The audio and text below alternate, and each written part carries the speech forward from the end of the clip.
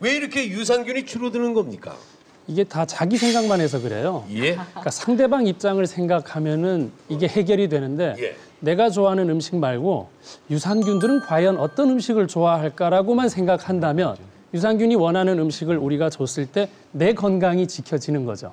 그러니까 내 욕심, 내 그거보다 장내 좋은 균들이 증식할 수 있도록 내가 음식을 먹어야 되겠다 이렇게 얘기를 해야 되고요. 그리고 태어나면 처음으로 폐호흡을 할 때 그때 들어간 균들이 어떻게 자리 잡았냐에 따라서 내 면역이 결정이 되는 상황인데 그때 유산균이 굉장히 중요하겠죠. 그때 안 좋아지면 여러 가지 면역 질환이 누구는 왜 늘 감기를 달고 산다. 이런 것들의 차이는 있잖아요. 그러니까 분명히 그 면역을 초반에 결정하는 데 있어서는 장내 균들을 제대로 채우는 게 중요하고 나이가 드실수록 유산균 수가 줄고요. 그리고 스트레스를 받으면 장벽에 있는 여러 가지 그 면역 글로불린 같은 것들이 활성화가 떨어지면 유해균들이 더 증가하게 돼 있어요. 그래서 스트레스를 받는 순간 유산균을 보충하는 건 의미가 있지만 스트레스를 받았을 때 술과 여러 가지 우리 가공식품을 먹으면 유산균은 점점 떨어지게 되거든요.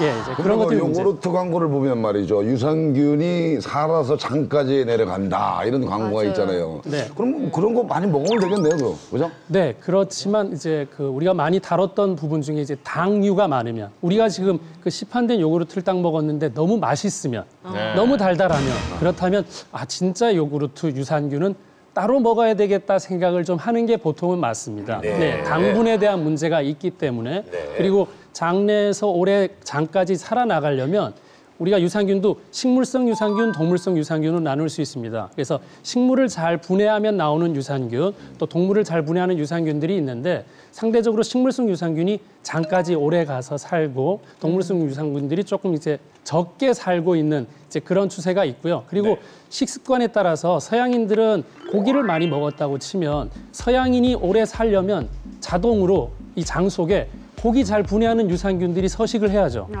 그래야 살죠. 분해를 못하면 흡수가 안 되니까.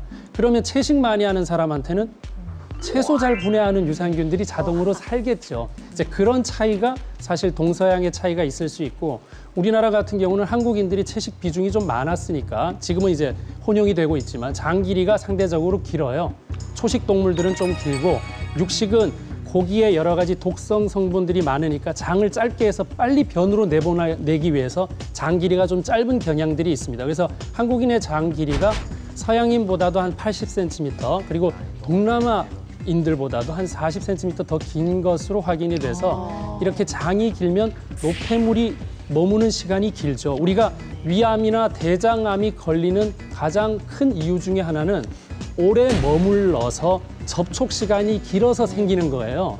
예, 그러니까 적당히 있다가 다음 순서로 내려가지 않으면 암 생길 가능성이 크니까 오래 머물게 하는 음식들이 결국은 암 발생을 높일 수 있다. 위대장암의 경우는 이제 그렇습니다. 그래서 이런 유산균들이 잘 자리 잡고 있으면 그걸 분해해서 오래 머물지 않게 해줄 수 있잖아요. 예, 이제 그래서 유산균이 중요하고 우리나라 같은 경우는 김치나 된장이나 동치미 같은 좋은 식물성 발효 음식들이 있으니까 거기에 있는 이제 유산균들은 식물성 유산균이니까 굉장히 오래 살 수 있고 동물성 유산균에 비해서는 한 소화력도 많게는 400배 이상 높아서 장이 긴 한국 사람한테는 아주 필수적인 유산균이 또 식물성 유산균이라고 할 수 있습니다.